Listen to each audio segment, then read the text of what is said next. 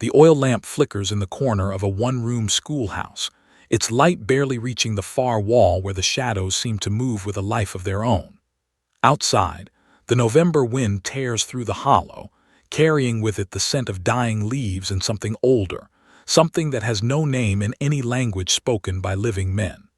The teacher stands at her desk, her hands trembling as she grips a piece of chalk that has fallen still against the blackboard. Before her, a child sits in perfect silence, eyes fixed on something beyond the window, beyond the trees, beyond the mountains that rise like ancient guardians around this forgotten valley. The child's lips move, forming words that sound like water over stones, like wind through caves, like the whisper of something that should have remained buried. The teacher drops the chalk. It breaks against the floor with a sound like a bone snapping, and in that moment, she understands that she is standing at the edge of something vast and terrible, something that has been waiting in these hills since before the first settlers carved their names into the wilderness. The child turns to look at her, and the teacher sees in those eyes a knowledge that stretches back beyond memory, beyond history, into the dark places where language itself was born. Welcome to this channel. Today, we step into a case that is not just difficult to understand, it reshapes the meaning of fear itself. Like the video, subscribe to this channel and tell me in the comments, where are you watching from? The record begins on October 12, 1890, in a place called Harrow's Hollow, deep in the mountains of eastern Kentucky, where the valleys run so narrow and deep that sunlight only touches the valley floor for 3 hours each day. It was a community of perhaps 60 souls, most of them related by blood or marriage, families that had lived in these mountains for generations, farming the thin soil, hunting the forests, keeping to themselves in the way that mountain people do. They were not educated in the formal sense, but they knew the land, knew the seasons, knew the old ways of surviving in a place that did not welcome outsiders.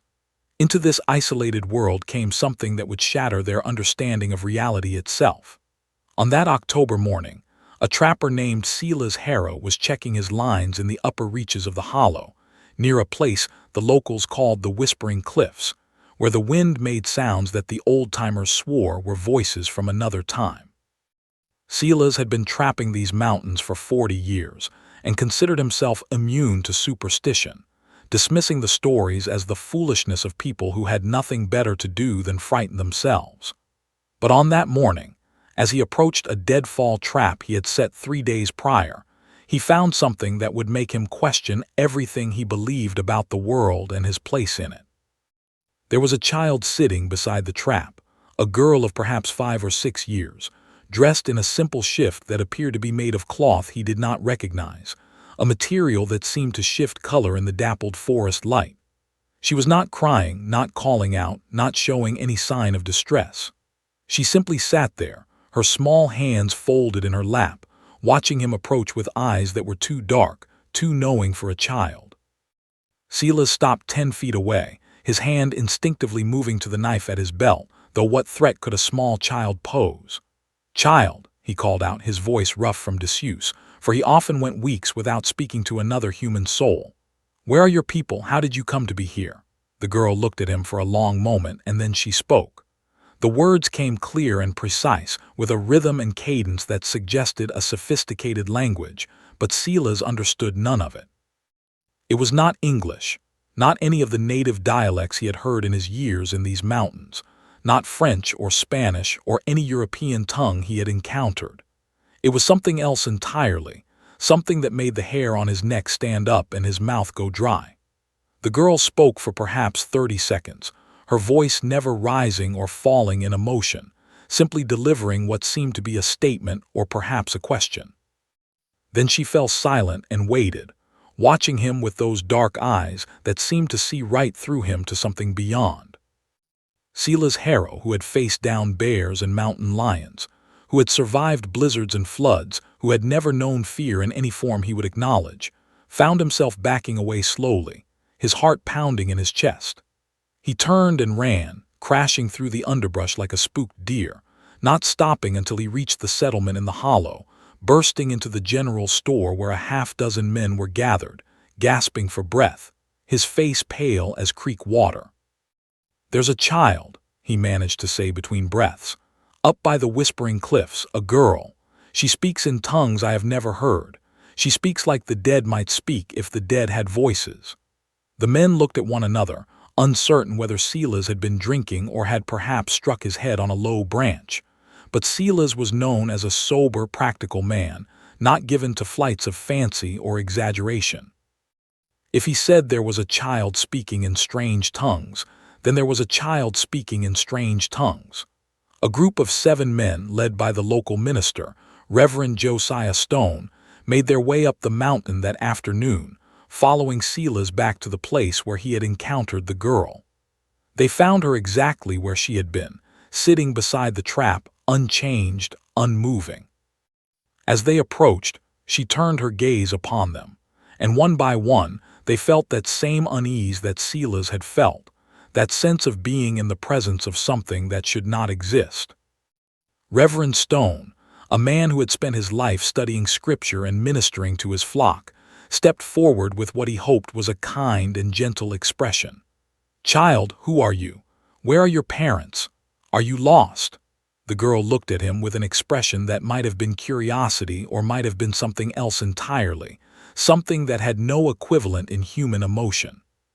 She opened her mouth and spoke again, and this time the men could hear the complexity of the language, the intricate patterns of sound that suggested a grammatical structure far more elaborate than English, consonants and vowels that seemed to come from the back of the throat and the front of the mouth simultaneously, creating harmonics that made their teeth ache and their vision blur. Reverend Stone raised his hand, and the girl fell silent. "I do not understand you, child," he said slowly, as if speaking to someone who might not comprehend. "Do you speak English? Do you speak any tongue that we might know?" The girl tilted her head slightly, and then she repeated a phrase she had spoken earlier, but this time she pointed at the sky, at the sun filtering through the trees, and then at the ground beneath her feet. It was clear she was trying to communicate something, but what that something was remained a complete mystery.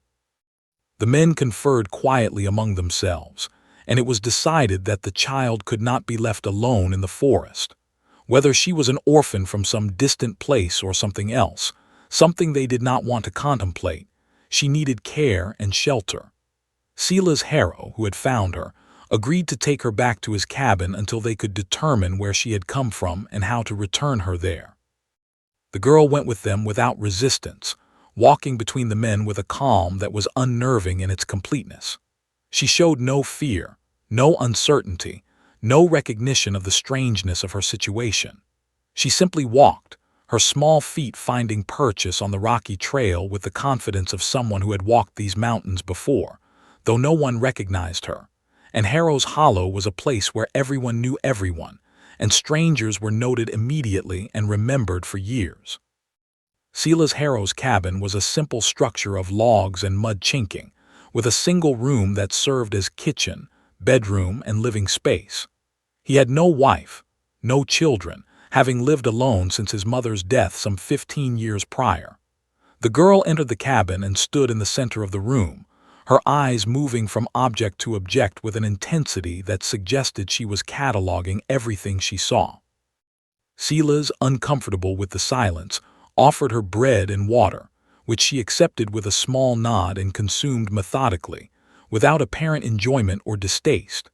That evening, as darkness settled over the hollow and the wind picked up outside, Silas sat in his chair by the fire and watched the girl, who had settled herself on the floor near the hearth, staring into the flames with an expression of profound concentration.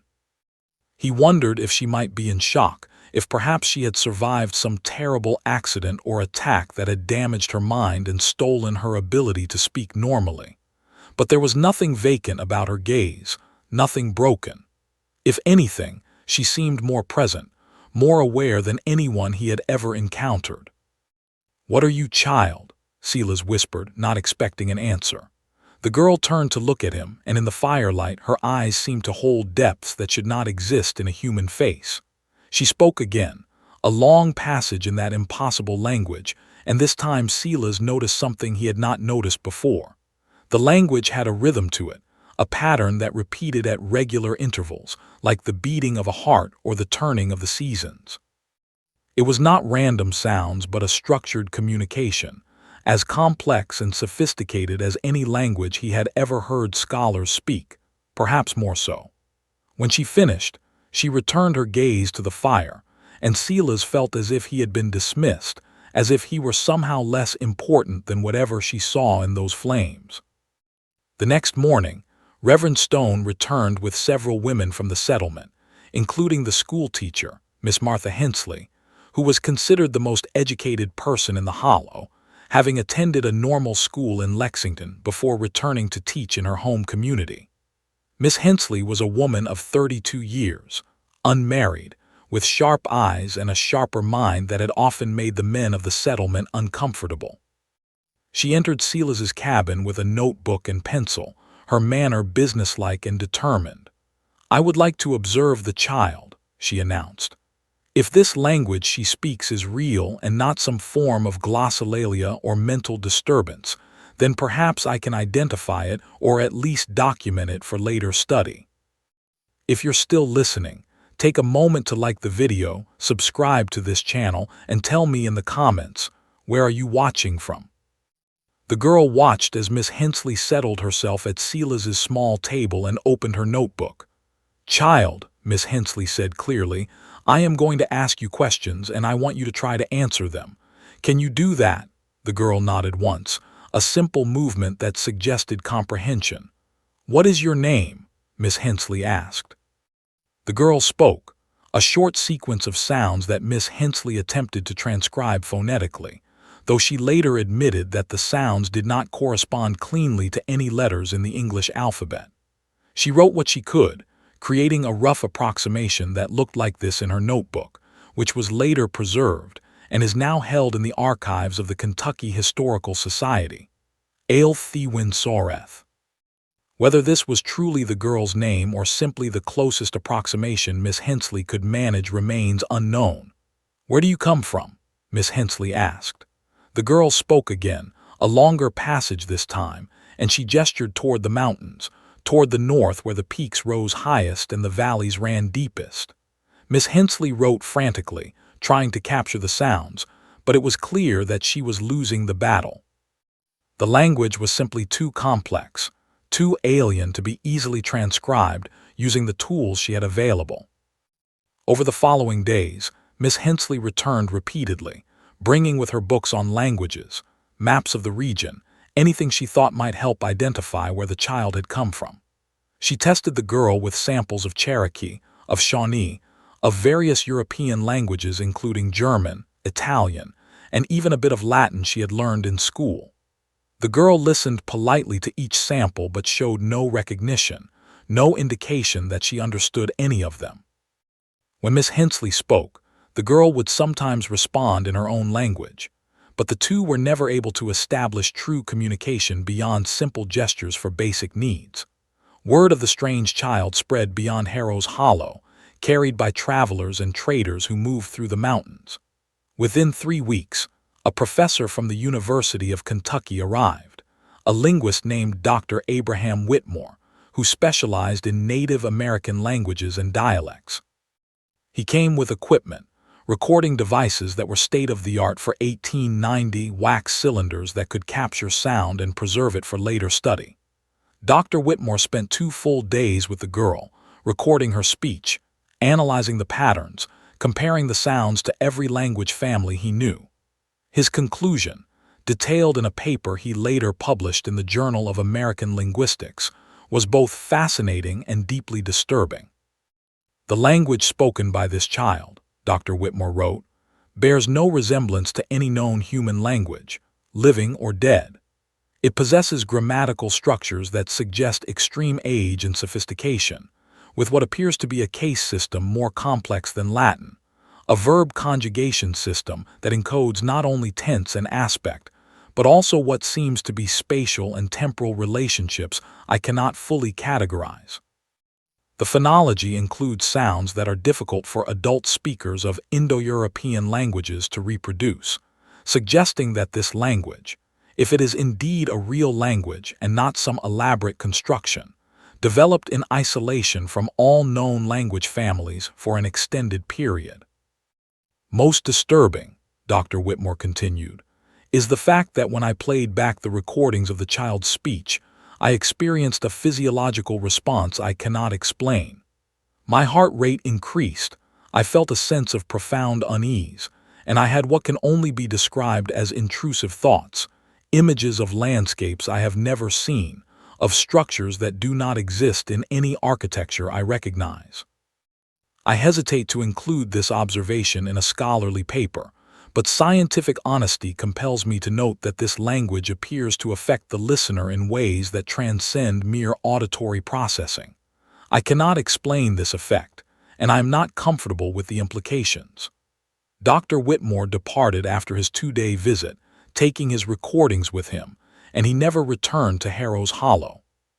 His paper was published to considerable skepticism, and he spent the remainder of his career defending his conclusions against colleagues who suggested he had been the victim of an elaborate hoax or had suffered some form of breakdown.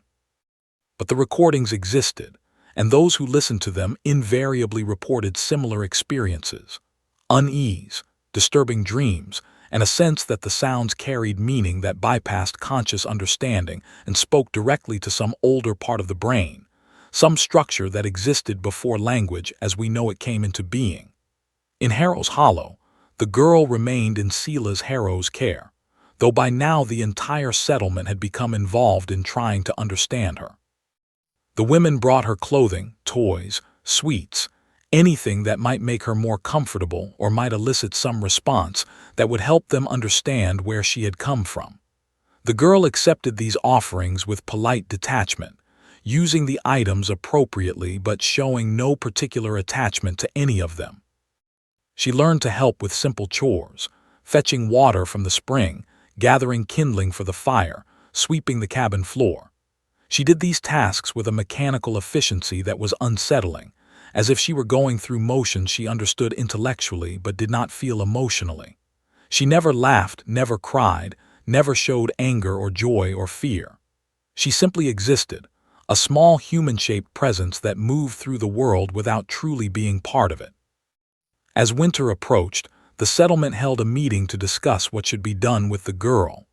Some argued that she should be sent to an orphanage in Lexington, where perhaps more educated people could help her. Others suggested that she should remain in the Hollow, where at least she was safe and cared for. A few, speaking in whispers when they thought others were not listening, suggested that she was not a natural child, that she was something else, something that had come from the deep places in the mountains where the old people said you should never go, the places where the boundary between this world and other worlds grew thin. Reverend Stone tried to calm these fears, preaching on Sunday about charity and compassion, about Jesus welcoming the little children, about the importance of caring for the least among them. But even he, in the privacy of his own thoughts, wondered about the girl, wondered what it meant that she spoke a language no living human recognized, wondered if perhaps the old stories held more truth than he had ever wanted to believe. In December, something happened that would deepen the mystery and spread fear through the settlement like wildfire through dry timber. A young boy named Thomas Weaver, 8 years old, the son of the blacksmith, had befriended the strange girl despite his parents' warnings. Thomas was curious by nature, always asking questions, always wanting to understand how things worked. He had spent time with the girl, trying to learn her language, teaching her games, attempting to bridge the gap that separated her from the rest of the community. On December 7th, Thomas's mother found him sitting on the floor of their cabin, drawing with a piece of charcoal on a flat board. What he was drawing made her blood run cold. They were symbols, intricate and precise, arranged in patterns that suggested writing but that corresponded to no alphabet she had ever seen. When she asked Thomas where he had learned to make these marks, he looked up at her with eyes that seemed strange, distant, and said in a flat voice, "She showed me. She's teaching me to see things, to see what was here before, what's still here under everything, the people who spoke the old words. The people who built the stone places that the trees have covered. They're still here, Mother. They're sleeping, but they're still here." Martha Weaver grabbed the board and threw it into the fire, watching as the symbols blackened and curled, feeling a relief when they were consumed by flame. She forbade Thomas from having any further contact with the strange girl, and when word of the incident spread, other parents issued similar prohibitions to their children. The girl was isolated now, confined to Silas's cabin except for brief supervised excursions, watched constantly by adults who were increasingly fearful of her influence. If you're still listening, take a moment to like the video, subscribe to this channel, and tell me in the comments, where are you watching from?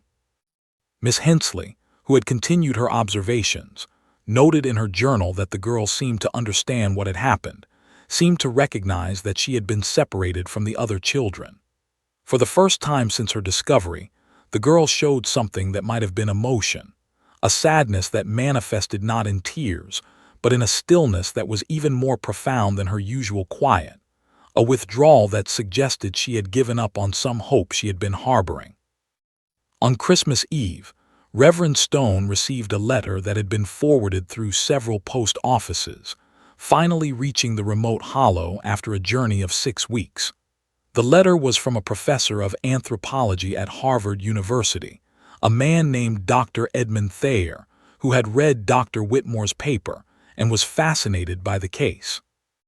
Dr. Thayer wrote that he had been studying ancient American cultures, examining evidence of pre-Columbian civilizations that might have existed in North America long before the commonly accepted timelines. He had found references in various sources, including Cherokee oral histories and fragmentary accounts from early Spanish explorers, to people who had lived in the deepest parts of the Appalachian Mountains, people who spoke a language that was described as being like music and wind and water all at once, people who had built structures of stone and lived in harmony with forces that the later inhabitants did not understand. Dr. Thayer believed, based on his research, that these people might have been the remnants of a much older culture, possibly dating back thousands of years, possibly connected to migration patterns that occurred during the last ice age or even earlier.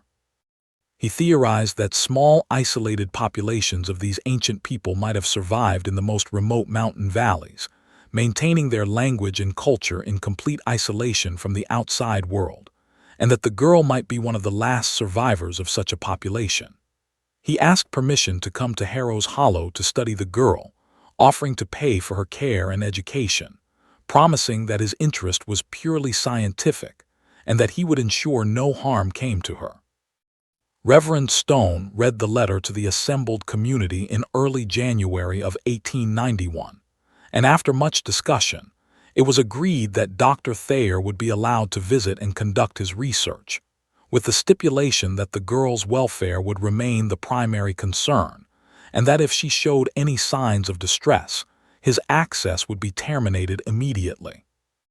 Dr. Thayer arrived in late January, traveling by train to Lexington, and then by horseback into the mountains, a journey that took 4 days through snow and ice.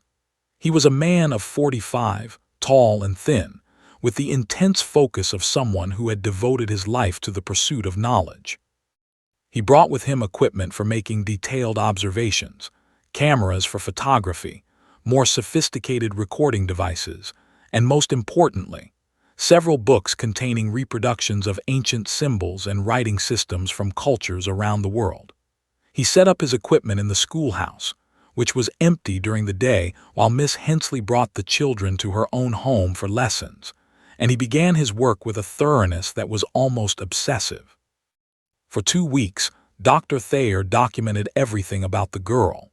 He measured her physical characteristics, noted her behaviors, recorded hours of her speech, and attempted various experiments to determine the extent of her knowledge and abilities. He showed her images of ancient symbols from Sumerian cuneiform, from Egyptian hieroglyphics, from the mysterious Indus Valley script, from the undeciphered writings of the Olmec and Maya. The girl looked at each image with what seemed like recognition, not of the specific symbols but of the concept of written language itself, as if she understood that these marks represented ideas and sounds. When Dr. Thayer showed her a photograph of megalithic structures from Britain, standing stones arranged in circles and lines, the girl became animated for the first time since her isolation had begun. She pointed at the image and spoke rapidly in her language, her voice rising with what sounded like excitement or perhaps urgency. Dr. Thayer wrote in his journal entry dated February 9, 1891, "The child recognizes the stone structures. I am certain of it. When I showed her the image of Stonehenge, her response was immediate and unmistakable. She spoke of it, or about it, with a familiarity that suggests she has either seen such structures herself or has been taught about them." This raises extraordinary questions. How could a child living in the mountains of Kentucky know about megalithic monuments in Britain? Unless, of course, the answer is that such structures exist here as well, hidden in the deep valleys and high peaks where no survey has been conducted, built by the same people or by people connected to the same ancient tradition. Dr. Thayer organized an expedition into the higher reaches of the mountains, taking with him Silas Harrow, Reverend Stone, and 2 other experienced woodsmen. The girl, for the first time since her discovery, was allowed to come along, with the hope that she might lead them to wherever she had come from. They departed on February 15th, carrying supplies for a week-long journey, following trails that wound deeper and deeper into the wilderness, into places where even the trappers rarely ventured. The girl walked ahead of them with confidence, never hesitating at forks in the path, never showing any sign of uncertainty about which direction to take. She led them up narrow valleys where the cliffs rose so steep and high that the sky was reduced to a ribbon of blue overhead, through forests of hemlock and pines so dense that they walked in perpetual twilight, across frozen streams that cut through stone worn smooth by millennia of water flow. On the 3rd day, they entered a region that none of the men recognized, though Silas insisted he had trapped these mountains for 40 years and thought he knew every valley and ridge.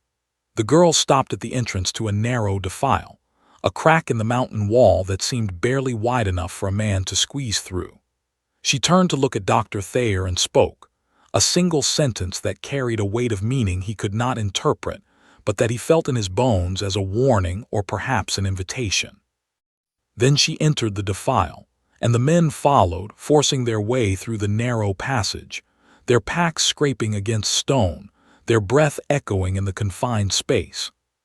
The passage opened suddenly into a hidden valley, a place perhaps half a mile across and a mile long, surrounded by walls of stone so high that they seemed to touch the clouds. The valley floor was level and covered with snow, and in the center of that snow stood structures.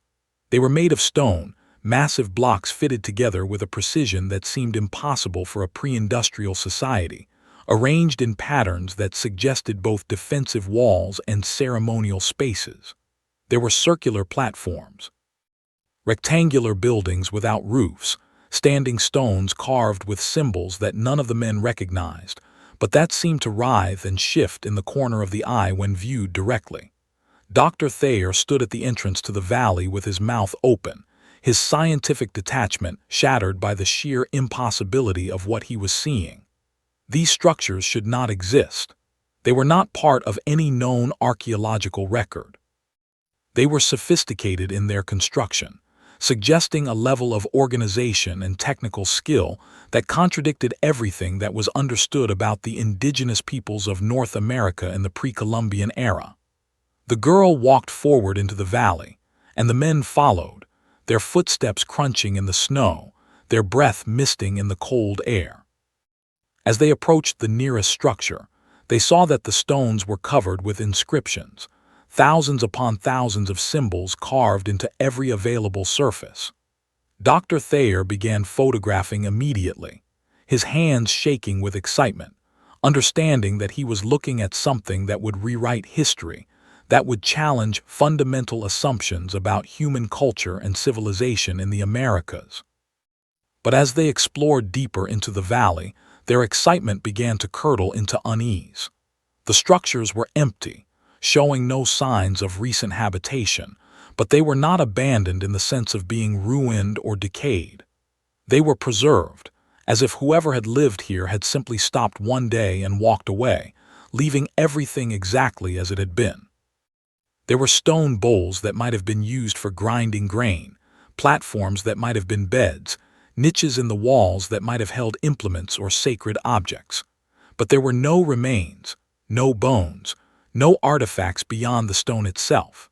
The girl walked among the structures with a solemnity that seemed appropriate for a cemetery or a temple, her small hand reaching out occasionally to touch a wall or a carved symbol.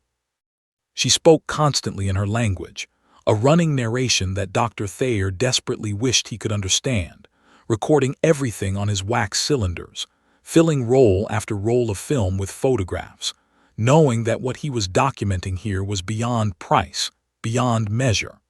On their fourth day in the valley, as they were preparing to return to Harrow's Hollow with their evidence, something happened that would haunt the survivors for the rest of their lives. One of the woodsmen, a man named Jacob Fuller, had wandered away from the main group to explore a structure on the far side of the valley. The others heard him call out, a sound of surprise that quickly changed to fear. They ran toward the sound and found Jacob standing before a wall, his face pale, his eyes wide.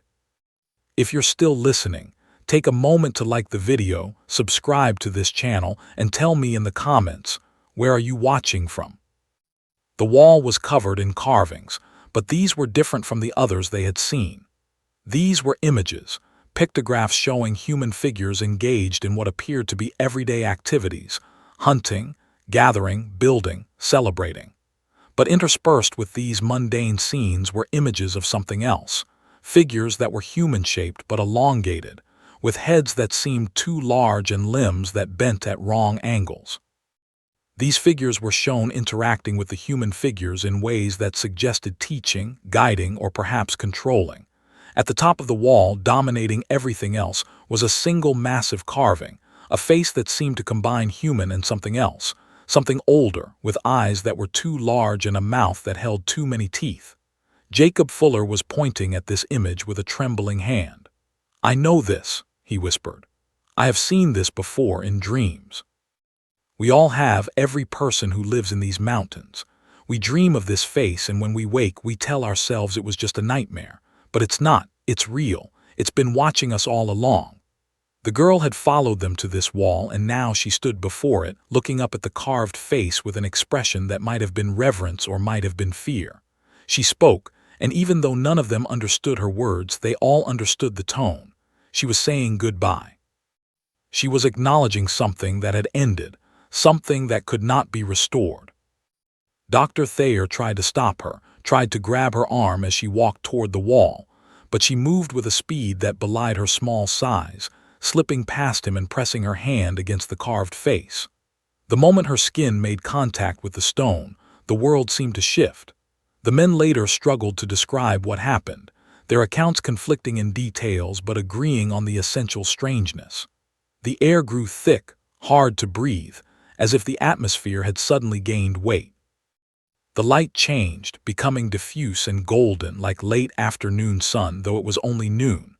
And they heard sounds, voices speaking in languages they did not know, including the language the girl spoke, hundreds of voices overlapping, creating a cacophony that was somehow also musical, harmonic, beautiful, and terrible at the same time.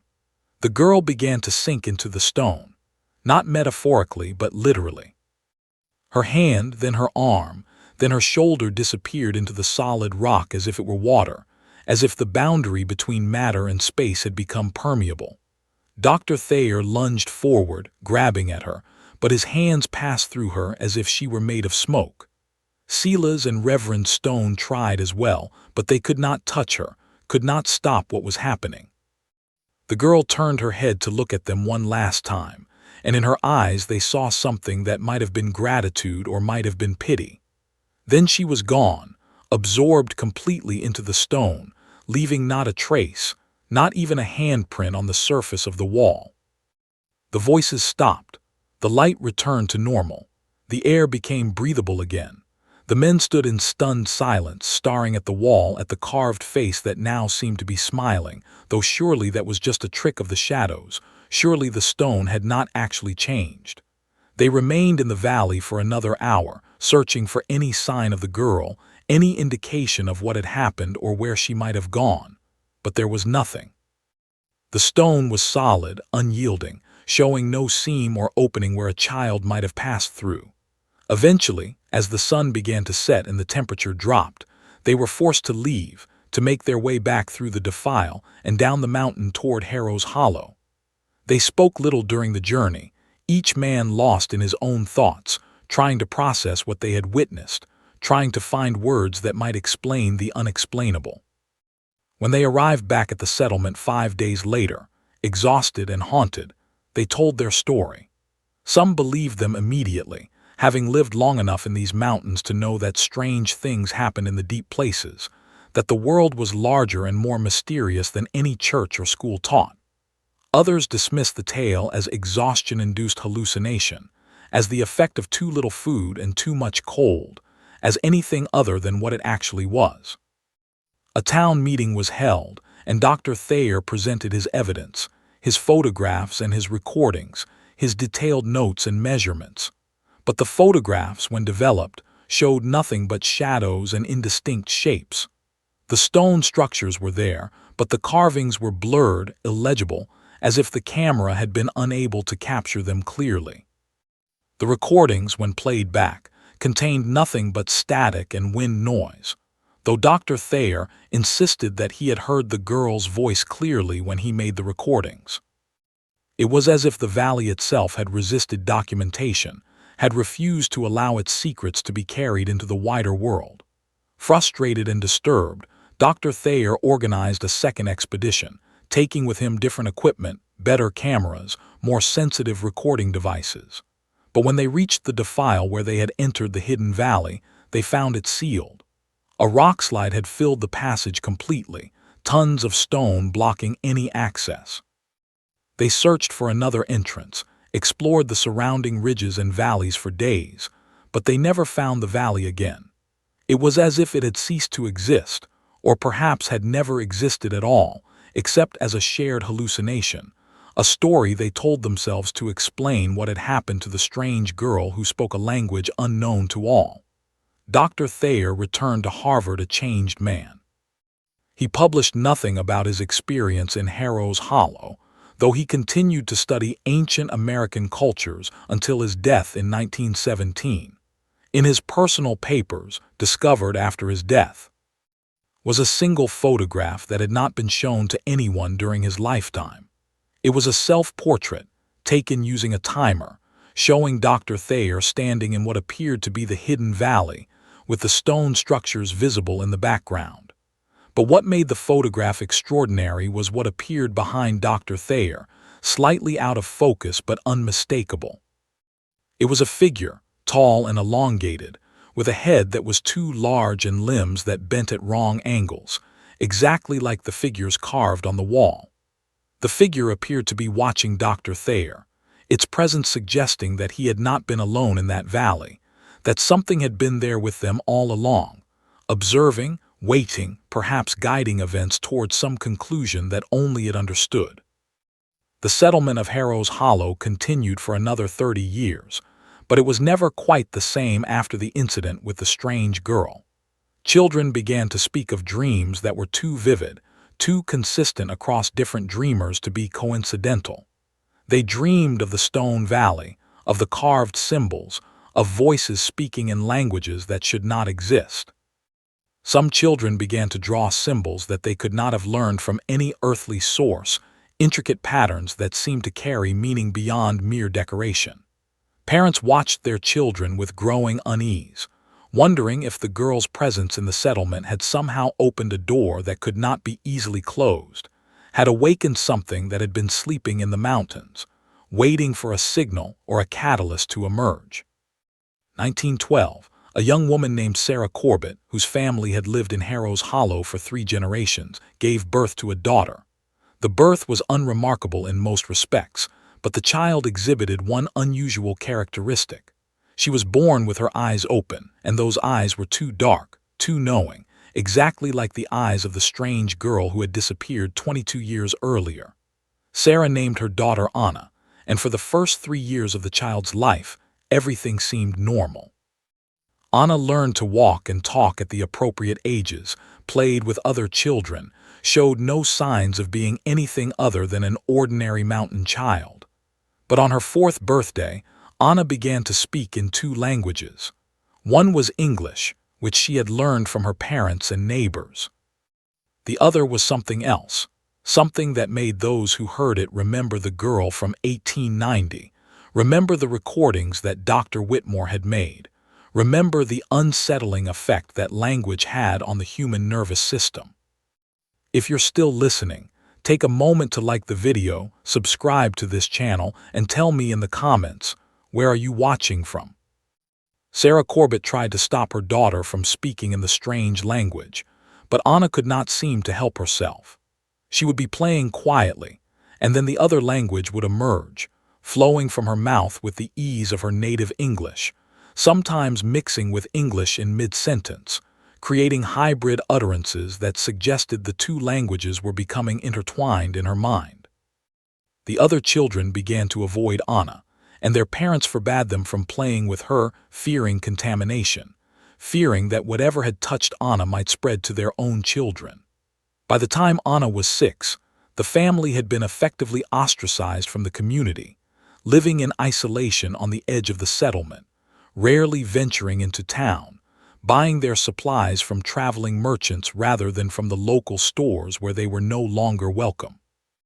In her diary, preserved now in a private collection, Sarah Corbett wrote of her desperation, of her love for her daughter warring with her fear of what her daughter was becoming.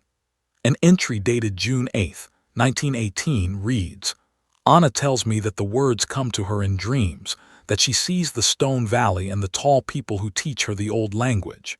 She says they are waiting, have always been waiting, that they are patient as mountains are patient, that they measure time in ways we cannot understand.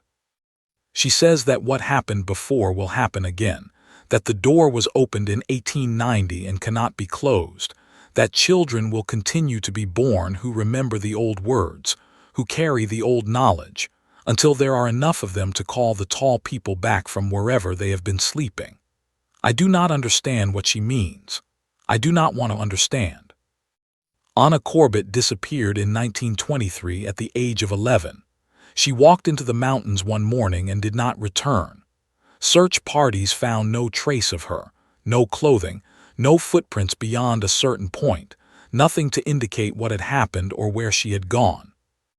Sarah Corbett lived for another 40 years, dying in 1963, and in all those years she never stopped looking for her daughter, never stopped believing that somewhere in those mountains, Anna was alive, existing in that hidden valley with the stone structures and the carved symbols, speaking the old language with others like herself, waiting for whatever it was that the tall people had planned. Harrow's Hollow was gradually abandoned during the 1920s and 30s as families moved away, seeking opportunities in the cities, or simply fleeing the reputation that the settlement had gained as a place where strange things happened, where children dreamed of stone valleys and spoke in tongues unknown to living men.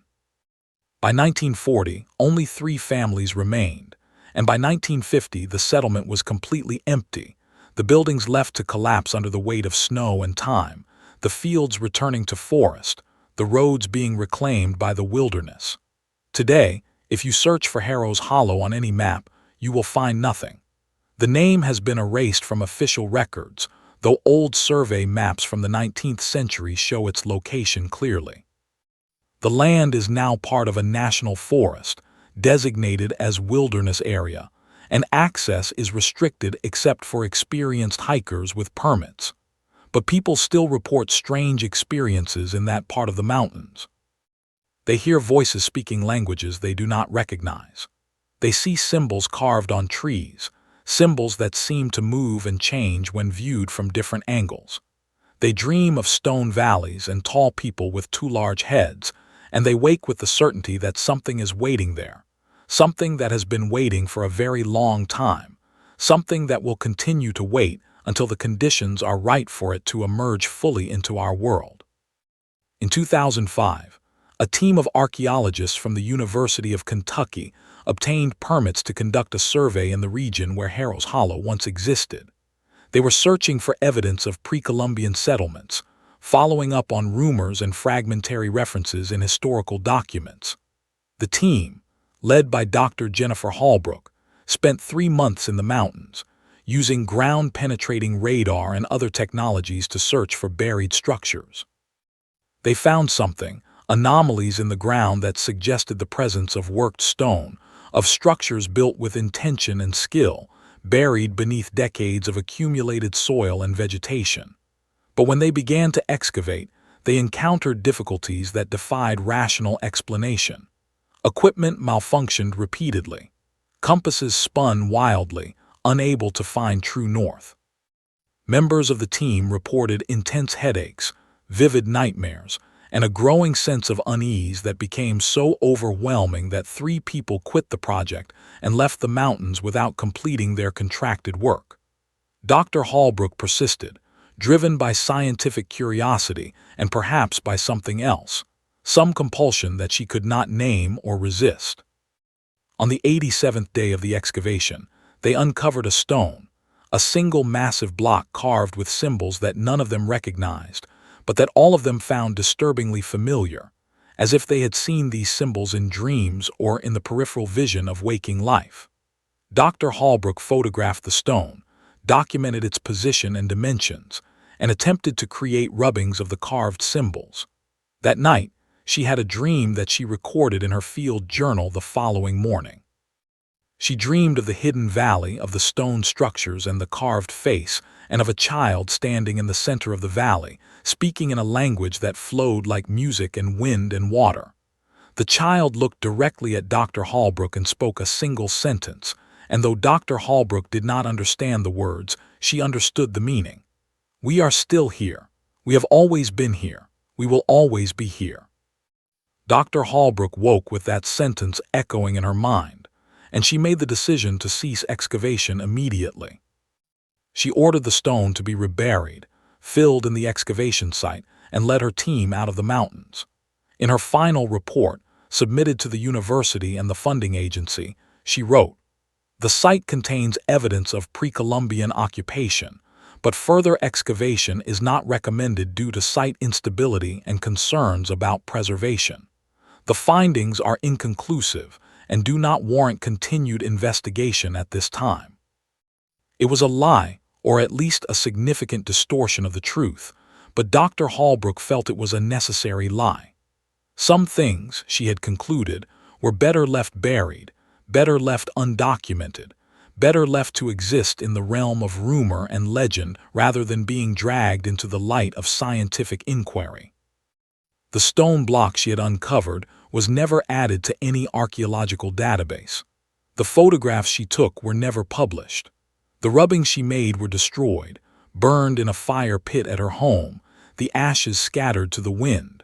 When asked by colleagues about the Kentucky project, Dr. Holbrook would say only that it had not been productive and that her interests had shifted to other research questions. She never returned to those mountains, and she discouraged her graduate students from pursuing projects in that region, though she never fully explained her reasons. In her private papers, discovered after her death in 2016, was a single sheet of paper on which she had attempted to transcribe phonetically the sentence the child had spoken in her dream. The transcription was similar, remarkably so, to the transcriptions that Miss Martha Hensley had made in 1890, suggesting a linguistic continuity that spanned more than a century, suggesting that whatever the girl had been, whatever she had represented, it had not disappeared but had simply continued, hidden from view, waiting in the deep places. The question that haunts those who study this case, the question that has no satisfactory answer, is what the girl really was. Was she the last survivor of an ancient people who had lived in isolation in the mountains for thousands of years, maintaining a culture and language that predated all known American civilizations? Was she something else, something that had never been human in the conventional sense, an entity that had taken human form to interact with the settlers who had invaded its territory? Or was she something even stranger, a manifestation of the land itself, of the accumulated memory and grief and anger of a place that had seen too much suffering, that had absorbed too much blood and sorrow to remain passive and inert. The evidence, fragmentary and contradictory as it is, supports no single conclusion. What we know for certain is that a child appeared in the mountains of Kentucky in 1890, that she spoke a language no one could identify, that she led explorers to a hidden valley containing structures that should not exist, and that she disappeared into stone, leaving behind only questions and more questions. We know that other children in subsequent years exhibited similar characteristics, spoke similar languages, dreamed similar dreams. We know that something exists in those mountains, something old and patient and fundamentally other, something that waits and watches and occasionally reaches out to touch the world of humans, leaving traces that are quickly covered over, quickly explained away, quickly forgotten by all except those who were directly affected. The case files remain open at several institutions, though they are rarely accessed and even more rarely discussed. The recordings made by Dr. Whitmore in 1890 still exist in the archives of the American Folklife Center at the Library of Congress, though they are not cataloged in any publicly accessible database and require special permission to access. Those who have listened to them report the same effects that listeners reported more than a century ago: unease, disturbing dreams, and a sense that the sounds carry meaning that bypasses conscious understanding. The photographs taken by Dr. Thayer, including the disturbing self-portrait showing the elongated figure in the background, are held in a private collection and have never been publicly exhibited or reproduced. The owner of the collection, who wishes to remain anonymous, has stated that the photographs will be destroyed upon their death, burned without being digitized or copied, ensuring that whatever they show will be lost forever. Perhaps this is for the best.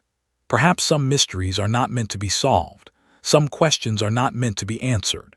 Perhaps the girl who spoke the unknown language was a door that should never have been opened, and the wisest course is to close that door as completely as possible and hope that what lies on the other side remains there, remains separate from our world, remains a story we tell ourselves rather than a reality we must confront. But doors, once opened, are difficult to close. And children continue to be born in the mountains of eastern Kentucky who speak in their sleep in languages their parents do not recognize, who draw symbols that have no place in any alphabet taught in schools, who dream of stone valleys and tall people who teach them the old words. The door remains ajar, and through that narrow opening, something watches and waits, patient as stone, ancient as the mountains themselves, speaking a language that was old when the first humans walked these hills, a language that will endure long after our own words have been forgotten. The girl's name, if the transcription Miss Hensley made was accurate, was Ailthe Winsoreth. But perhaps that was not her name at all. Perhaps it was a title or a description or simply a sound that approximated something that cannot be truly spoken using human vocal apparatus. Perhaps she had no name, being something that existed beyond the need for individual identification, being instead a manifestation of something collective, something that encompassed many voices, many memories, many lives lived in the hidden places of the world. We will never know. And perhaps that is the final lesson of this case, that there are things in this world that exceed our capacity to understand, that challenge every assumption we make about reality, and that continue to exist whether we acknowledge them or not. The girl appeared. The girl spoke. The girl disappeared. And in the mountains of Kentucky, in the deep valleys where sunlight only reaches for 3 hours each day, something remains, waiting to speak again.